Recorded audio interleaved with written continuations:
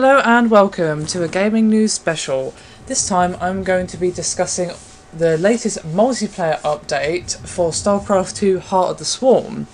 Now this is the 9th of June update where they've added several units, obviously, for the multiplayer. Now because I'm a Protoss at heart, we're going to be starting off with the Protoss units. Now the very first unit that they show is the Mothership Core. Obviously this is a unit that you can only build one of at a time and is listed as a defensive specialist. Now the thing that's most interesting about this particular unit is that it has the ability to recall a lot of units. It's an ability called mass recall, which basically, as you might expect, you can rescue a bunch of your units and place them back at your nexus, which obviously could be used quite effectively to rescue your units from a rather sticky situation that you put them in by accident, or, you know, just because you've been caught off guard or whatever, you know. I imagine that will come quite in handy, especially for lower league players.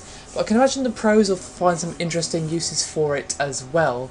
Say, for example, as a new form of drop that you can have. So you can send in units using a proxy pylon or something like that, and then just mass recall them out with the Mothership Core. Something like that, just off the top of my head. I'm sure the pros will come up with some crazy stuff. They always seem to just think up these ingenious plans that it shouldn't even be possible somehow. So yeah, I quite like the look of that. Come in very handy, especially in lower league play where, you know, you might underestimate or overestimate yourself. The next up is the Oracle, which is listed as a harassment specialist, and that name is very apt indeed, because one of its most sort of very problem abilities is something called Entomb, which is basically to slow the enemy economy. Now how does it do this, you might ask? Well, it places what looks like a force field over the enemy's minerals, so the SCVs or whatever cannot actually physically reach them. So, as you might imagine, that would basically stop your enemy's economy dead on that base. For quite some time, I imagine it would take, you know, at least a minute or two to destroy the force fields around, or it'd take a while for them to disappear. Maybe it's on like a clock or something like that, or they can destroy them before the clock runs out. That's probably how it's going to work. So that seems very troll-based indeed, especially in conjunction with its second power, which is basically to cloak units and structures as well, which is that the ability is called Cloak Fields. Now basically, if your units and buildings are getting attacked by, say, like a mass swarm of Zerglings or something equally irritating, you can just use the Oracle to cloak them so the enemy can no longer attack. So again, it can be used to troll, but it can also be used quite defensively as well. So, you know, you've got those last few stalkers that you just don't want to lose or whatever, so you just pop a little cloak on, and there you go. They're safe from harm for X amount of time. It's not really stated how long this effect will last. I imagine it would be a few seconds, or depending on the Oracle's energy, most likely. Now the next unit on the Protoss list, some of you may have already heard of because it's the Tempest, which was announced by Blizzard a while back because it's basically the Protoss's counter to the Ultralisk unit, which is amazing because, as anyone who watches matches or plays Protoss at all will know, Protoss don't really have a proper counter to Ultralisks. So it's nice to finally have this unit that is a proper answer to that particular unit, because before this, what could we really do apart from build Mass Stalker or something like that? But yes, the Tempest unit can attack air and ground, which is quite handy, and is also the best at long range. I imagine these units will not have much HP compared to, say, I don't know, an Immortal or something like that. And you want it, you know, out of range of the enemy fire, but close enough where it can still take out lots and lots of enemies while you're still attacking from the ground as well. So yeah, I really like that addition. The Protoss additions really, really please me. Not just because, well, I am a Protoss player, but just they look very, very cool, and my head is kind of just ticking through of ways you could use this in cool or creative ways. Not that I'll be able to pull any of them off because I'm still a complete and total noob with Starcraft 2. As anyone has watched my Let's Learn Starcraft 2 videos will be able to vouch for me that I don't know what I'm doing. I'm quite readily admit that I don't know what I'm doing. However, we're really interested to see what the pros do with this stuff. You know, if someone like, say, Grubby or Soke were to play using the Heart of Swarm multiplayer updates, I'll be dying to know what they would do with it. I'm sure they'd come up with some really cool stuff. Next up is the Terran units. Now the first thing that is shown is the Battle Hellion, which is shown to have an area effect flame weapon and to have a very cool looking style where basically it can transform. At the beginning it looks like an ordinary Hellion, and then it will transform to this cool mech looking thing, and it has this really awesome AoE and is listed as a tough close combatant. So you could maybe lure your enemy in with the, oh, it's just normal Hellions, not a problem.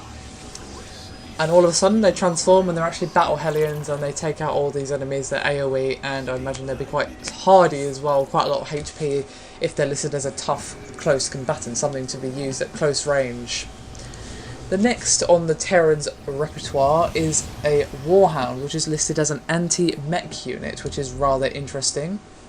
I'm sure this will be used a lot in TVT, as it has a missile which specifically targets mechanical units. So if your opponent has just got mass tank or mass any form of mech, and you don't want to build the massive army that it would take to take all of those out, you could maybe just take him out with a few well-placed Warhounds, which is very interesting indeed. And yeah, I'm sure they'll have other uses as well, but I can imagine that'd be quite a nice counter to someone who's gone mass tank or mass mech. So I'm sure that'll please the Terran players quite a bit.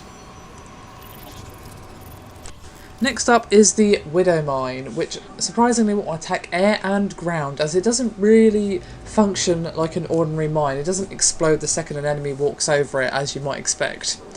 Basically what seems to happen is that the mine kind of burrows itself into the ground, and when an enemy walks over it, the mine seems to attach itself to the enemy, and the enemy will have a few seconds before the mine explodes, and will have a sort of counter symbol above their head, and it'll basically show how much time that unit has before it's going to go boom.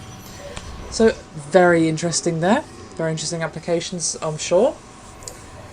And it seems like a few well-placed Widow Mines would be quite a nice way to take out a big group of units, because I'm sure the explosion from an exploding unit will take out, or at least damage, the units around it. I can imagine it having some sort of effect like that, or even if it doesn't, you can still place a few and just cut down the enemy numbers quite effectively. Now I would imagine that these Widow Mines would be invisible to the enemy unless they have some sort of detector like an observer or something like that around. So again, I'd just be really intrigued to see what the pros would do with this. I mean, lower league players obviously more my field, like I said earlier, such a complete noob, and I'm sure this will be used quite effectively in lower league play as well. But it's always nice to see what the pros will do with it, because they're the ones that are kind of coming up with these crazy, insane ideas. I'd love to see a pro Terran player like, say, Marine King, or, you know, my personal favourite, Thorzane, just play with all these Terran additions that have been added, you know, just to see the crazy stuff they can come up with. Thorzane in particular, just because he's a personal favourite of mine, one of my personal favourite Terran players, would be very cool to see what he would do with these. Next up is the Zerg. Now the first unit that's shown is the Swarm Host, which has a very interesting and rather familiar ability. Basically, again, it sort of burrows itself into the ground and will spawn units pretty much endlessly. Now this seems familiar to me because it seems a little bit similar to what a lot of people use the Nexus Worm for. As in, you know, they will build a Nexus Worm somewhere where a player doesn't suspect, in their base or near it, or, you know, whatever. Send a bunch of Zerglings or where have you through it, and, oh hey, surprise, attack from behind. So it seems like this could be used to a very similar effect, just maybe not as a costly effect as a Nexus Worm, because obviously with a Nexus Worm you have to build the thing itself, and then you have to build the Nexus Worm, and then you have to build the units to send through it. So this seems like, from what I can tell, it probably won't cost you minerals to spawn these units because it seems to just spawn them endlessly. So I imagine it's like a cooldown. Every few seconds you can spawn more. Like that. So it probably takes energy rather than minerals, which is good. And it's supposed to attack air and ground. So I can imagine that you might be able to choose which unit it spawns depending on who you're facing. Of course, you know, if you're trying to get rid of some pesky, I don't know, Tempests or Ultralisks or whatever, you just get rid of those. And I imagine that since they burrow themselves in the ground, this spawn host will be invisible to the enemy unless they have an observer or some sort of detector around as well. So I can imagine that get quite annoying, especially in lower league play. And in professional levels as well, I can imagine this being used to bolster your forces, or just maybe just as harassment in general. I can imagine this being quite an effective harassment as well, especially if